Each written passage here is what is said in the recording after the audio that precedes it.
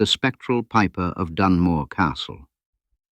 It was in the autumn of 1887, during one of those damp and fog-laden evenings that so frequently envelop London in a shroud of melancholy, that Sherlock Holmes and I found ourselves summoned to a matter of peculiar and, as it first appeared, almost supernatural interest. My practice in Kensington had been unusually tranquil that week, with few patients demanding my attention, and I had therefore spent more time than usual in our old quarters at 221B Baker Street. Holmes, for his part, had been restless. The absence of stimulating problems had driven him to a mood of irritable languor.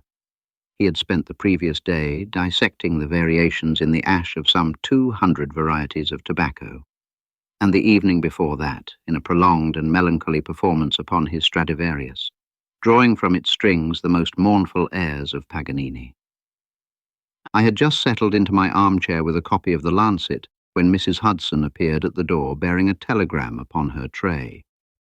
Holmes, who had been reclining upon the sofa in his mouse-coloured dressing-gown, sprang up with the alacrity of a hound scenting the trail. "A telegram, Watson, and at this hour. Let us hope it brings something worthy of our attention." He seized the orange envelope, tore it open with a single motion, and scanned the contents in silence. A faint smile of satisfaction played about his thin lips as he handed the paper to me. "Read it aloud, my dear fellow. I fancy it will amuse you." The message was brief but urgent and ran as follows. To Sherlock Holmes, Esquire. 221 B Baker Street, London. Phantom bagpipes haunt my halls nightly. Melody from centuries past impossible to replicate. Servants flee. Family in peril. Beg your immediate assistance. Expenses no object. Archibald MacTavish, laird of Dunmoor Castle, Argyll. I looked up from the paper with raised eyebrows. Bagpipes? In a castle? It sounds like some Highland ghost story, Holmes. Surely you do not intend to take this seriously. "On the contrary, Watson," he replied, his eyes gleaming with that familiar hawk-like intensity. "The very absurdity of the thing recommends it. Phantom bagpipes, indeed. The average Londoner might dismiss it as Celtic superstition, but I detect the promise of something far more tangible. Consider, a melody said to be centuries old, yet bearing a peculiarity that no living musician can reproduce. That suggests either an elaborate fraud or a phenomenon of singular interest. In either case, it is worthy of investigation." He began pacing the room with long, nervous strides, his lean figure throwing a grotesque shadow upon the wall as he passed before the gas lamp. "Moreover," he continued, "the Highlands have ever been a fertile ground for legend. Tales of second sight, of spectral pipers, of curses laid upon ancient houses, these are commonplace north of the Tweed. Yet beneath such stories there often lies a kernel of truth, distorted by time and fear. I recall the curious affair of the Musgrave ritual, where an old family custom concealed a matter of the utmost practicality. Here, too, we may find that the phantom is of flesh and blood, or at least of cunning mechanism. I confess that I remained sceptical. But a ghost playing the bagpipes at midnight? Come, Holmes, even you must admit it strains credulity." He stopped pacing and fixed me with a penetrating glance. "My dear Watson, you see but do not observe. The message does not claim a ghost is seen, only that the sound of pipes is heard, and that the melody contains a feature no modern piper can imitate. That is a distinction of the utmost importance. Ghosts, as a rule, are silent when it suits them. Human agency, on the other hand, must produce sound by some physical means. The question is, how is that sound produced, and why?" He reached for his cherry-wood pipe, filled it with the coarse shag that he kept in the toe of a Persian slipper, and lit it with a spill from the fire. "Lord Archibald MacTavish," he mused, puffing thoughtfully. "The name is not unknown to me. A younger branch of the ancient clan Tavish seated at Dunmoor since the days of Robert the Bruce. The castle stands upon a promontory overlooking Loch Inver, remote, storm-swept, and rich in dark traditions. I have no doubt we shall find the atmosphere most conducive to mystery. "And you propose that we accept?" I asked. "Accept. I have already accepted in spirit. The only question is whether you will accompany me. The northern air will do you good, Watson, and I may have need of your steady hand should matters take a violent turn. Pack your revolver and your stoutest boots. The Highland roads are treacherous in autumn." I hesitated only a moment. The prospect of another adventure with my remarkable friend outweighed any lingering doubts. "Very well, Holmes. I shall come." "Capital," he cried, rubbing his hands together. "We shall leave upon the early train tomorrow. In the meantime, let us see what light the books can shed upon the MacTavish legend." He crossed to the shelves and drew down a well-thumbed volume of Scottish clan histories, settling himself in the armchair opposite me. For an hour or more, he turned the pages in silence, occasionally uttering a low exclamation or jotting a note upon his shirt cuff. I watched him with that mixture of admiration and perplexity which his methods never failed to evoke. At length he closed the book and leaned back, his fingertips pressed together. "The outline is clear enough," he said. "During the wars of Montrose, a piper of the rival clan Donald was taken within Dunmoor's walls upon suspicion of spying. The penalty was severe, banishment or worse.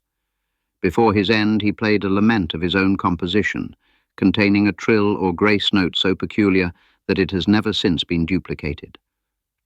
The legend holds that his spirit returns to play it whenever the house is threatened with calamity. A pretty tale, Watson, but legends are like pipe smoke. They assume fantastic shapes, yet originate from something quite solid." He rose and stretched his long limbs. "And now, to bed. We have a long journey ahead, and I suspect that the spectral piper of Dunmoor will prove a worthy adversary." As I retired to my room that night, the fog pressed thickly against the windows, and the distant rumble of cab wheels upon the street seemed muffled and remote. I little dreamed, as I turned down the gas, what strange and eerie events awaited us in the ancient fastness of Dunmoor Castle, nor how closely reason would once again triumph over the shadows of superstition. Our journey northward commenced upon the first train of the morning, and it proved a long and tedious one, for the Scottish Highlands lie far from the bustle of London. We travelled by the Great Northern Railway as far as Edinburgh, where we changed to the Highland Line that winds its way through the heart of Perthshire and into Argyll. Holmes, ever the restless traveller, spent much of the time with his nose buried in a sheaf of notes he had compiled overnight upon the history of Clan Tavish and the rivalries of the 17th century. I, for my part, contented myself with gazing out at the changing landscape, the neat fields of the lowlands giving way to rolling hills, then to the stern grandeur of the Grampians, their peaks already dusted with the first snows of approaching winter. As evening drew on, the light faded early beneath a heavy sky of slate-grey clouds, and a fine drizzle began to streak the carriage windows. Holmes at last closed his notebook and leaned back with a sigh. "The stage is well set, Watson," he remarked. "Remote castle, ancient curse, nocturnal manifestations. Could one ask for a more picturesque tableau? Yet I confess I am impatient to exchange theory for observation." I smiled. "You still believe it mere trickery?" "I believe nothing yet," he replied sharply, "but I expect much. The impossibility of the trill is the crux. If no living piper can reproduce it, then either the sound is not produced by bagpipes at all, or the pipes in question are not ordinary ones. We shall see." Night had fallen completely by the time we reached the little station at Inverlochie, where a dog-cart awaited us, sent by Lord MacTavish. The driver, a taciturn Highlander with a beard like a raven's wing, touched his cap in greeting but offered no conversation as we climbed aboard. The road climbed steeply through dense plantations of pine, the air sharp with the scent of resin and wet earth. Now and then the moon broke through the racing clouds, revealing glimpses of rugged hillsides and the gleam of rushing burns far below. At length, after an hour's jolting progress, the trees thinned, and the castle came suddenly into view. Dunmoor stood upon a rocky promontory that jutted boldly into Loch Inver, its ancient walls rising sheer from the water on three sides. Even in the uncertain moonlight it presented a formidable aspect, square towers at each corner, a massive keep at the centre, and a curtain wall bristling with bartizans and corbelled turrets. The windows glowed faintly with lamplight, but the bulk of the building loomed dark and forbidding against the restless sky.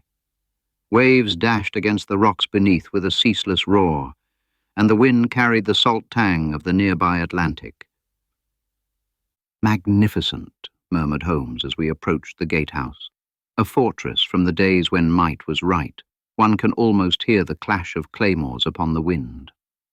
The portcullis had long since been replaced by a modern iron gate, but the archway retained its murder holes and ancient portcullis grooves. We passed beneath it into a courtyard paved with uneven flagstones, where a pair of grooms emerged to take charge of the horse. The great oaken door of the keep swung open, and Lord Archibald MacTavish himself appeared upon the threshold, a lantern in his hand. He was a tall, broad-shouldered man in his 50th year, with a ruddy complexion and a beard of fiery red that reached almost to his chest. His tweeds were well cut, but his eyes betrayed anxiety beneath their natural joviality. "Mr. Holmes, Dr. Watson, you are most welcome, though I fear you have undertaken a wearisome journey for what may prove a foolish errand." His voice was deep and resonant, with the soft burr of the West Highlands. "Any errand that brings me fresh data is never foolish, Lord MacTavish," replied Holmes, shaking the extended hand. "Allow me to present my friend and colleague, Dr. Watson." The laird greeted me warmly, then ushered us within. The entrance hall was vaulted and spacious, its walls hung with targes, claymores, and the mounted heads of many a noble stag. A huge fire of peat and pine logs blazed upon the hearth, casting dancing shadows across the flagged floor. The air was fragrant with burning wood and the faint, unmistakable aroma of good whisky. Lady Eliza MacTavish awaited us beside the fire. She was considerably younger than her husband, perhaps 35, with delicate features that might once have been beautiful, but were now drawn and pale from sleepless nights. Her dark hair was streaked with premature grey, and her hands trembled slightly as she offered them in greeting. "You are very good to come, Mr. Holmes," she said in a low voice. "I fear the house is under some dreadful curse." Holmes bowed over her hand with his characteristic courtesy. "Curses, madam, are frequently susceptible to rational explanation. Pray do not distress yourself unduly."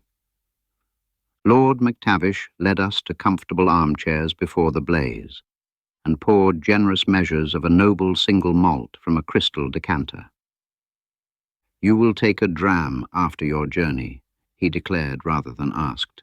"It will fortify you against the chill of these old stones." We accepted gladly, and as the golden liquid warmed us, our host settled himself opposite and regarded us gravely. "Now, gentlemen," he said, "I shall tell you the whole matter from the beginning, for I perceive that Mr. Holmes prefers facts unadorned by hearsay." Holmes inclined his head. "Precisely so, sir. Pray proceed." And so, as the wind moaned about the battlements and the loch waters dashed against the rocks far below, Lord MacTavish began his tale, while the ancient castle seemed to listen in brooding silence to the recounting of its darkest legend.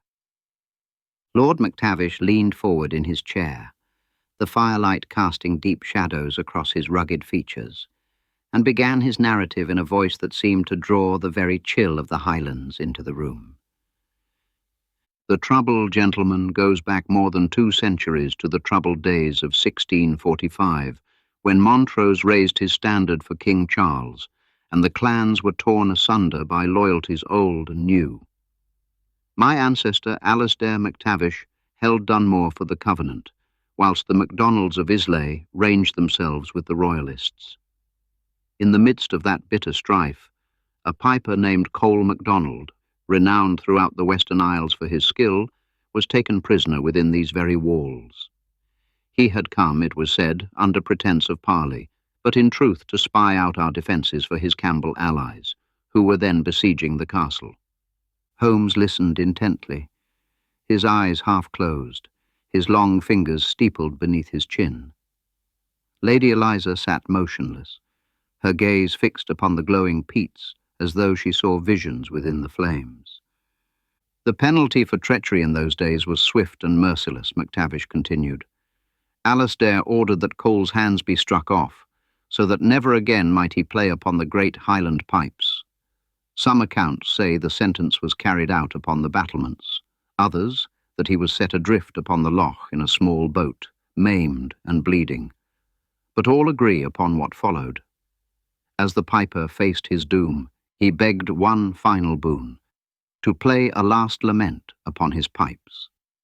Permission was granted, perhaps from pity, perhaps from scorn, and Coll inflated the bag, his severed wrists bound with rags, and drew from the instrument a melody such as had never been heard before nor since.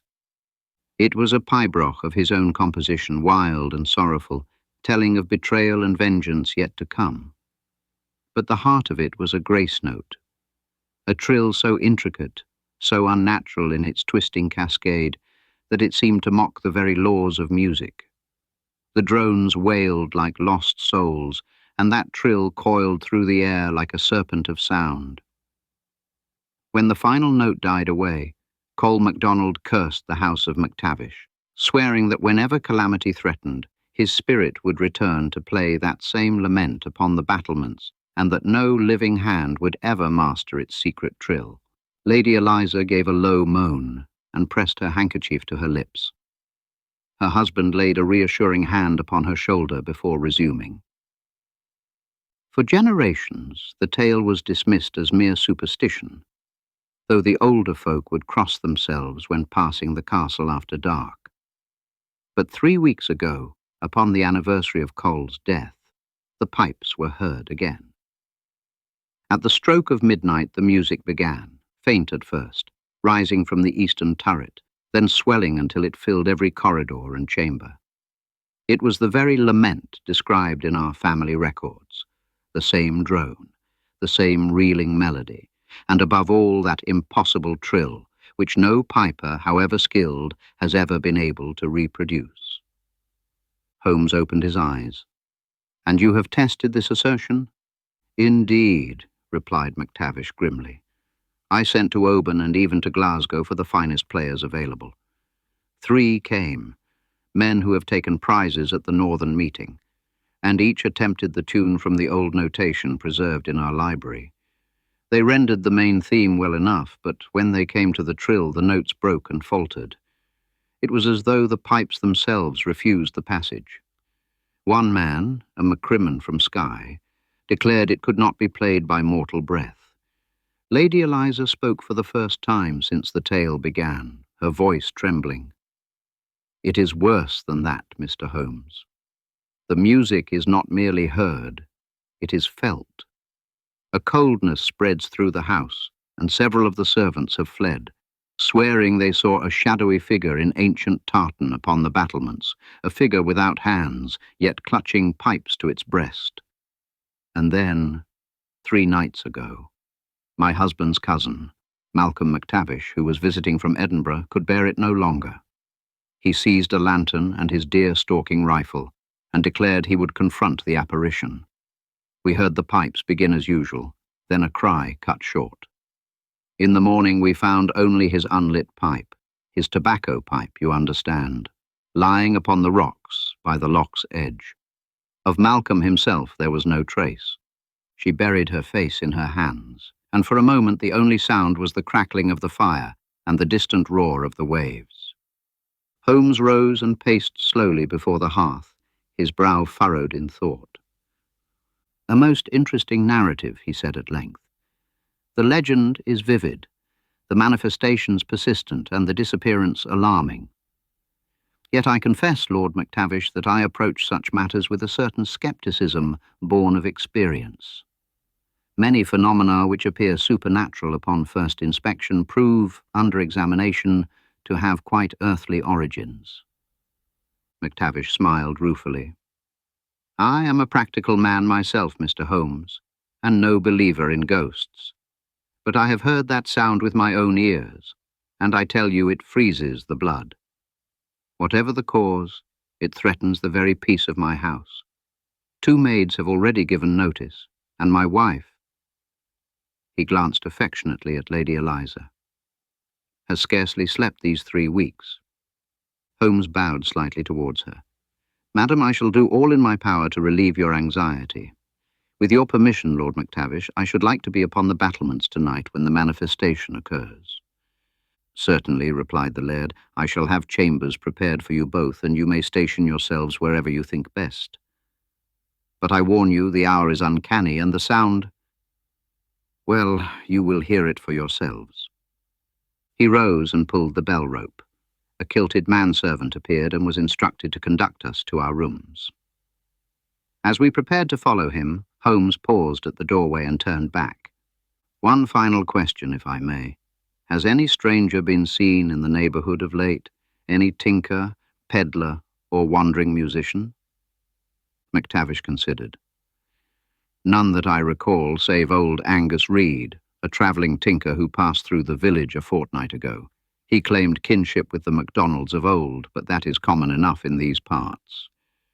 Holmes nodded thoughtfully. Thank you. It may prove significant, or nothing at all. Good evening, Lady Eliza. Pray take heart. By tomorrow we may have clearer light upon this affair. As we mounted the winding stone stair to our chambers, the ancient walls seemed to press close about us, and the wind moaned in the arrow slits like a distant lament. I confess that for all my faith in Holmes's methods, a certain unease settled upon my spirit. We were far from the familiar streets of London, in a place steeped in blood and legend, and midnight was not far off. After a hasty supper of venison collops and oatcakes, served in a small panelled dining room whose walls were adorned with portraits of stern MacTavishes in varying fashions of bygone centuries, Holmes and I repaired to the eastern turret from which the sound was said to emanate.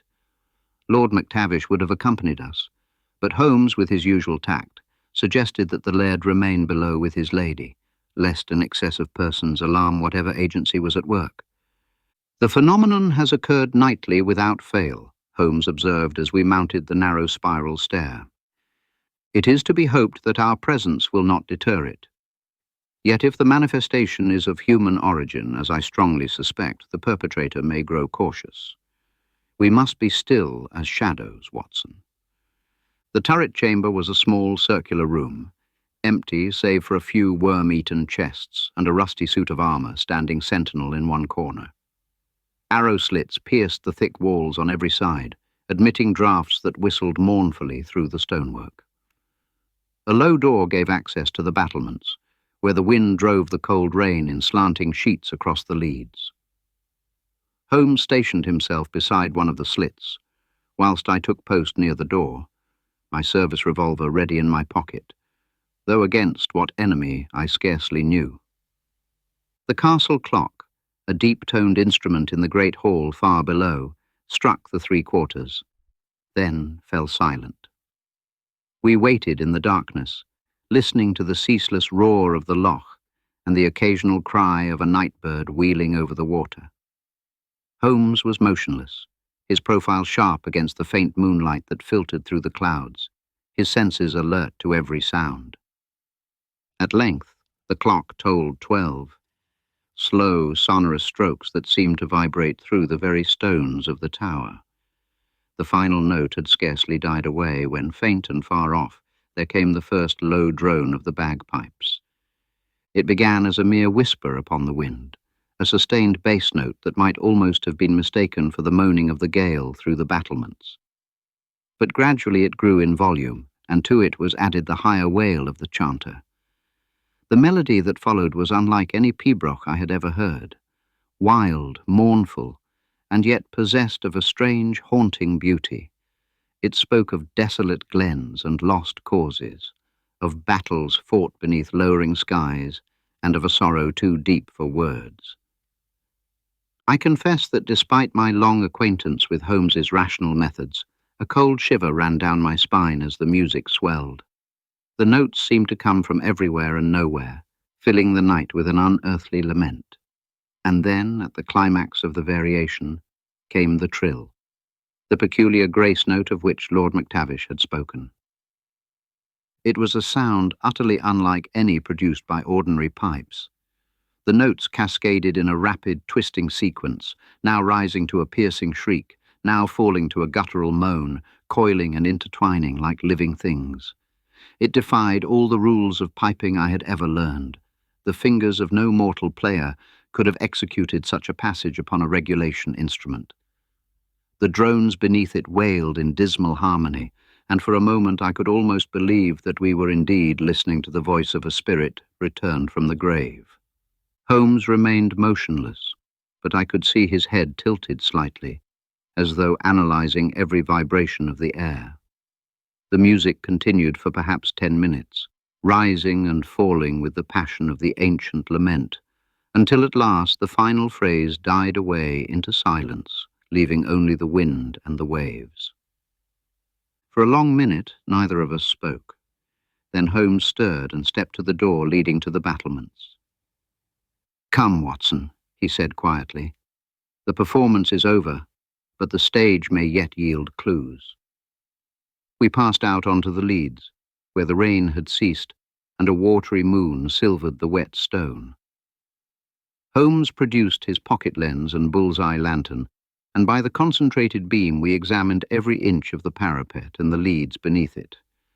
The search revealed little, a few scuff marks upon the stone, which might have been made by the boots of the castle watchman, and some dark stains that proved, upon closer inspection, to be merely the droppings of seabirds. "Yet the sound appeared to originate from this very spot," I remarked, puzzled. "Appeared, Watson. Precisely the word," replied Holmes. "Sound, especially in such a place as this, with its echoing walls and hollow chambers, may be conveyed in the most deceptive manner. Note how the turret stands at the angle of the castle, commanding both the courtyard and the loch. A pipe played here would indeed seem to fill the entire building. But we shall reserve judgment until daylight reveals more." We descended once more to the warmth of the great hall, where Lord MacTavish awaited us with anxious inquiry. Holmes reassured him that we had heard the manifestation clearly, and that the matter was well in hand, but he volunteered no theories as yet. "Tomorrow," he said, "I shall require freedom to examine every part of the castle and grounds. For tonight, let us seek what rest we may." Our chambers were adjoining, high in the keep, with windows overlooking the restless loch. I lay long awake, the eerie strains of that midnight pibroch echoing in my memory. The trill especially haunted me, a sound so alien, so impossible, that reason itself seemed to falter before it. Yet I knew that Sherlock Holmes, sleeping calmly in the next room, would already be turning the problem in that inexorable brain of his, sifting the possible from the impossible until the truth should stand revealed. When at last I drifted into uneasy slumber, it was to dream of a shadowy figure upon the battlements, handless, yet clutching the great war pipes, pouring forth that serpentine wail into the night. A dream from which I awoke more than once with the salt wind cold upon my cheek, and the distant cry of the waves sounding almost like the fading drone of the phantom piper.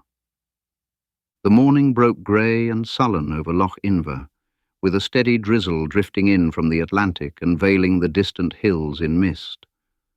Holmes was astir before the first light, and by the time I joined him in the great hall, he had already fortified himself with a cup of strong coffee, and was deep in conversation with Lord MacTavish concerning the plan of the castle. "Dr. Watson," he greeted me cheerfully, "I trust you passed a tolerable night?" Our spectral musician was most punctual, and I have seldom heard a more intriguing performance. But daylight is the enemy of mystery, and we shall now set about stripping this phantom of its terrors. Lord MacTavish placed at our disposal every key and permission necessary, and we began a systematic examination of the entire building. Holmes moved with that restless energy which characterized him when upon the scent, now crawling upon hands and knees across the flagstones, now springing aloft to peer into the rafters, his lens perpetually in use and his long fingers testing every crevice. We commenced upon the battlements where we had stood the previous night. The scuff marks I had noticed in the moonlight proved, under closer scrutiny, to be of recent origin. The edges were sharp, and fragments of peat clung to the abrasions. "Observe, Watson," said Holmes, indicating the marks with the stem of his pipe. "These were made by heavy Highland boots, brogan pattern with iron heel plates. The castle servants wear lighter footwear, and Lord MacTavish himself favours shooting boots of English make. Moreover, the direction of the scuffs suggests movement toward the eastern corner, not away from it. Our phantom, it seems, arrives rather than departs by this route." From the battlements we descended to the undercroft, a labyrinth of vaulted chambers beneath the keep, once used as storerooms and dungeons, now half filled with discarded furniture and the accumulated relics of centuries. The air was damp and earthy, lit only by the occasional gleam of Holmes's lantern. In one of the farther vaults, where the flagstones were thick with dust, he suddenly dropped to one knee. "Here we have it," he exclaimed softly. A single flagstone near the wall showed faint signs of disturbance. The dust was thinner, and a narrow line of mortar had been scraped away. With the aid of a chisel borrowed from the estate carpenter, Holmes pried up the stone, revealing a shallow cavity beneath. From this he drew forth a small bundle wrapped in oilskin. Within lay a quantity of black, greasy residue and several tiny lead filings. "Lamp black mixed with peat soot," he pronounced, sniffing delicately. "And these filings, see how they are fresh and bright? They have been cut or filed quite recently. Our friend has been at work here, Watson, and not for spectral purposes." Further examination disclosed a narrow fissure in the wall behind the loose stone, a fissure that widened into a passage barely wide enough for a man to squeeze through. Holmes's eyes gleamed as he shone his light within. A smuggler's passage, or perhaps an old sallyport from the days of siege. It leads upward, note the slope, and emerges, unless I am mistaken, in the thickness of the eastern turret wall. The sound of pipes played in that confined space would be magnified and thrown outward most effectively. But we shall trace it later. For the present, let us visit the village. We took the dog-cart down the winding road to the little clashan of Dunmoor, a cluster of whitewashed cottages huddled about a stone pier where fishing boats rocked upon the swell. The rain had ceased, but the air remained raw, and the villagers regarded us with that reserved curiosity common to Highland folk when confronted with strangers. Holmes's inquiries were deftly framed. At the inn, a low building with a swinging sign depicting a rampant stag, he engaged the landlord in talk of local news and wandering tradesmen. The man, warming under the influence of a glass of ale, proved communicative. "Aye, there was a tinker here no say lang syne, Angus Reed, he ca'd himself. A dark, sour-faced man wi' a limp, claimin' MacDonald blood. He mended pots and sold trifles, but he spent mair time asking questions about the castle than plyin' his trade. Bought queer things frae the boat that comes frae Glasgow. Reeds, he said, for the pipes. Odd reeds, thin and supple. Not like ony I've seen." "Reeds for the pipes?" echoed Holmes with interest. "And did he play himself?" The landlord shrugged. "He had a set of pipes with him, wrapped in a plaid, but he kept himself to himself. Slept in the byre twa nights, then away up the glen." Further inquiries at the tiny post office and among the fishermen confirmed the story. Angus Reed had indeed purchased a parcel of unusual reeds, imported, it was said, from the East Indies, and had spoken freely of his descent from the ancient piper Cole MacDonald. He had also shown an uncommon interest in the legends of hidden treasure within Dunmoor Castle, treasure said to have been concealed during the wars of Montrose. As we drove back up the hill, Holmes was silent for some time, his brows knitted in concentration. "The pieces begin to fit, Watson," he said at last. "The unique trill is no supernatural gift, but a mechanical contrivance. Those oriental reeds are more flexible than our native cane. Split and weighted with minute lead beads, note the filings we discovered. They would produce precisely that serpentine flutter which baffles ordinary players. The lamp-black residue explains the darkened hands or clothing of our phantom, should he be glimpsed. And the motive, there we have the key. Family tradition speaks of gold hidden by the MacTavishes in '45. Reed, believing himself heir to the wronged piper's knowledge, has used the old legend to mask a very modern treasure hunt. The nightly playing serves both to terrify the household into abandoning the castle and to provide cover for his searches through the hidden passage." "And the disappearance of Malcolm MacTavish?" I asked. "A blind," replied Holmes confidently. "An accomplice, no doubt. Perhaps even Reed himself in disguise. The unlit pipe upon the rocks was a pretty touch of misdirection. But tonight, Watson, we shall lay our phantom by the heels. The afternoon was spent in quiet preparation." Holmes examined the hidden passage more thoroughly, confirming that it emerged behind a sliding panel in the turret chamber. He then requested Lord MacTavish to have the household retire early and to post no watch upon the battlements. "As the piper has played without interruption hitherto," he explained, "any alteration in routine might alarm him. Dr. Watson and I will keep vigil alone." As the castle settled into darkness and the wind once more began to moan about the towers, we took up our positions in the turret, concealed behind the rusty armour and the ancient chests. The revolver in my pocket felt reassuringly solid, and I noted that Holmes had brought his heavy hunting crop. Midnight approached, and with it, we knew, the final act of this Highland drama. The castle had settled into that profound stillness which falls upon ancient houses after the household has retired. The wind still moaned about the towers, and the loch dashed its waves against the rocks below with a rhythmic thunder.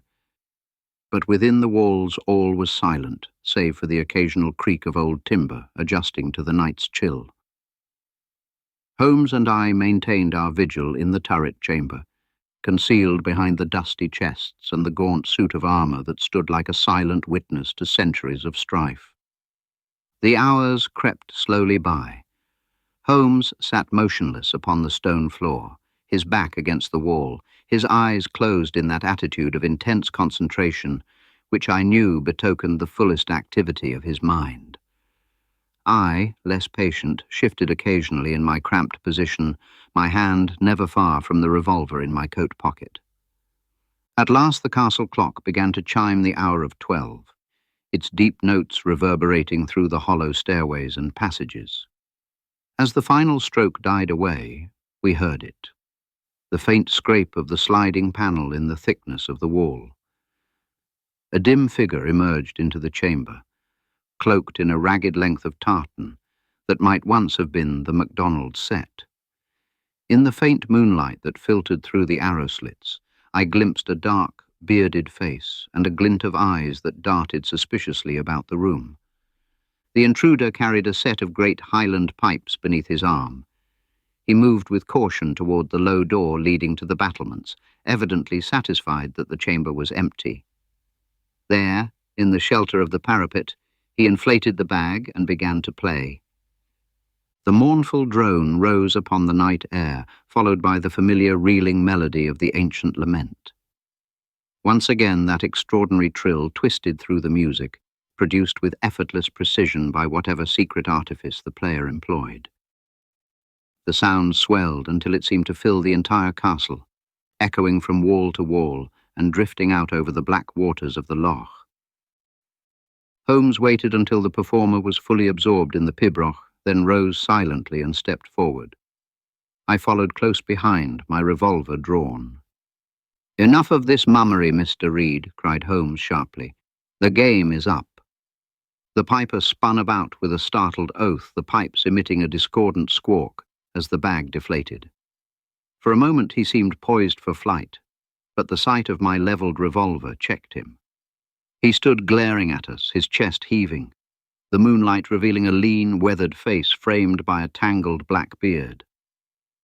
"How did you ken?" he growled at last, in a voice thick with the accent of the Western Isles. "Elementary, my good sir," replied Holmes coolly, stepping forward to relieve him of the pipes. "Your performance was admirable, but you left a trail which even a child might follow. The scuff marks upon the battlements, the residue of lampblack and lead filings in the hidden passage, the purchase of those unusual oriental reeds in the village, all pointed to a very human agency.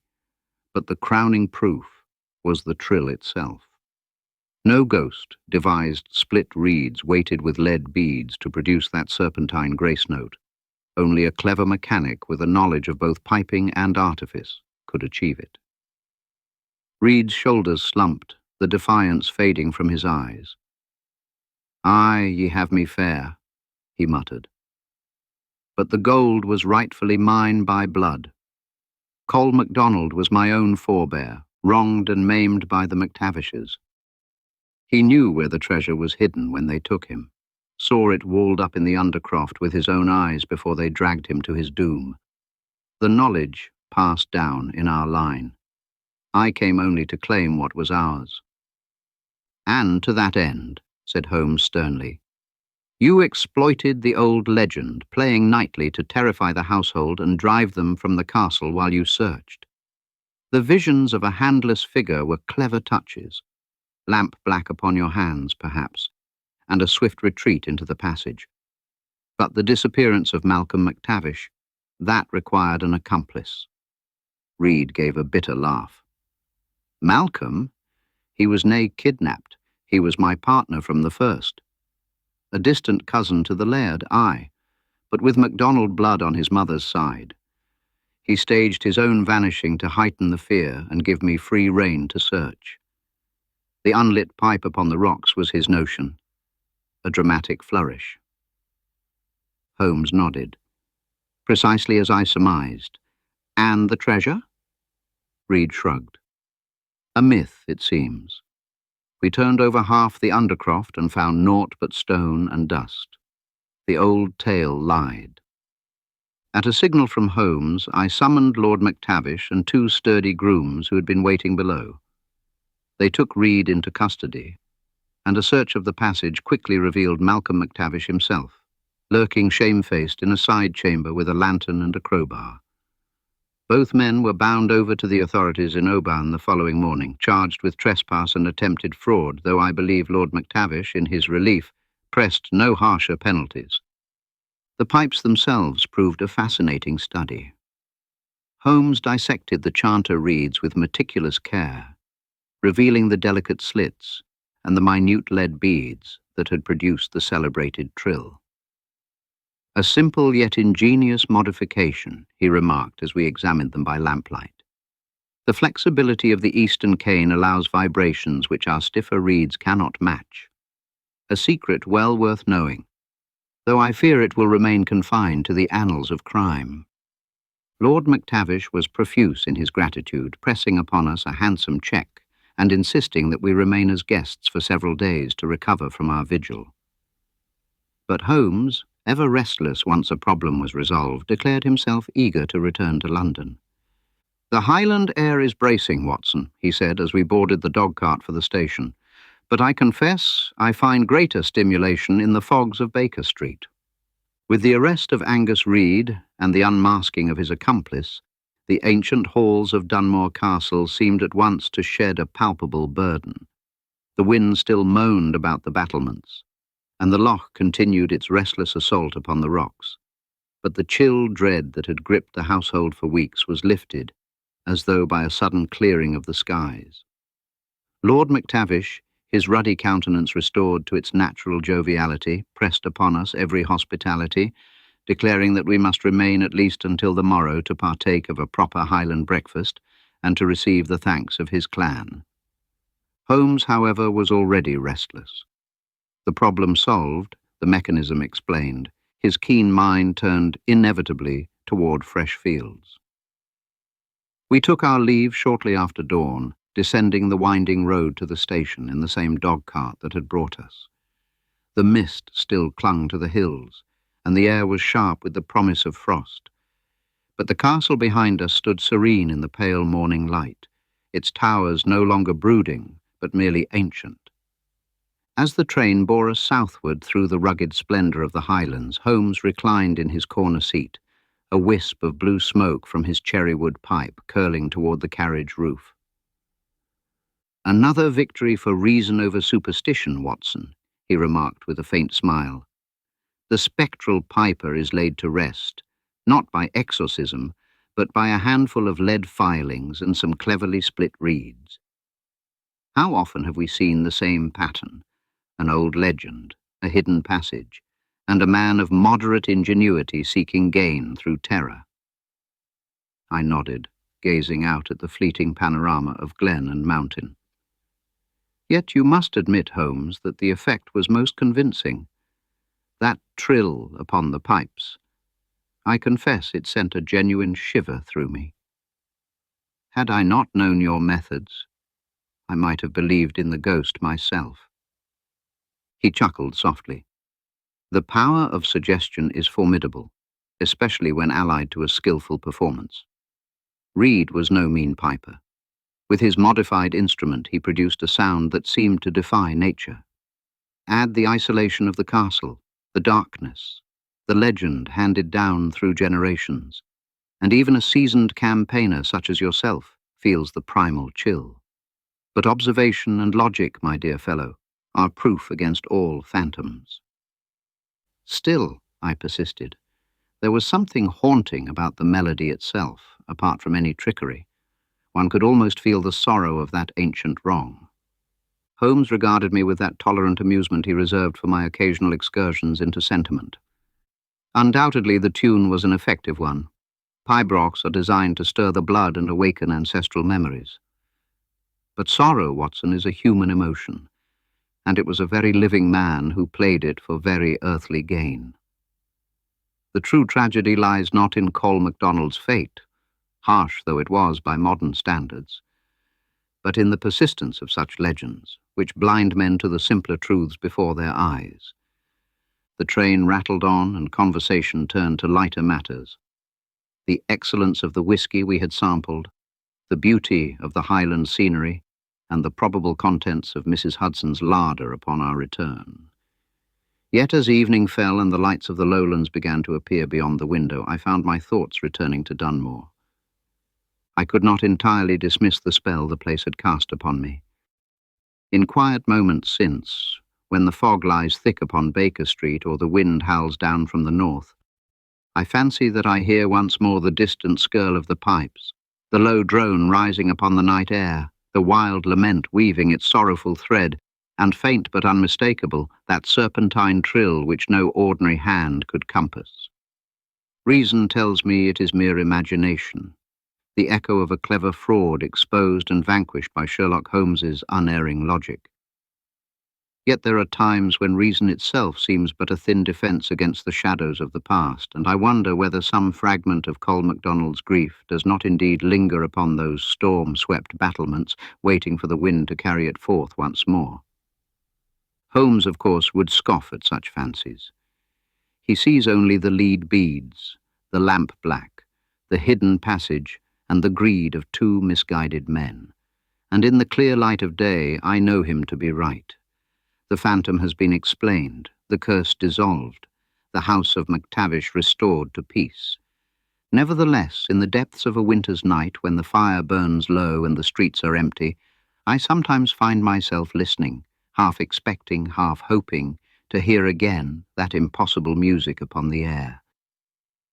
For though the spectral piper of Dunmoor has been banished by logic, the power of an ancient lament, once heard, is not so easily laid to rest.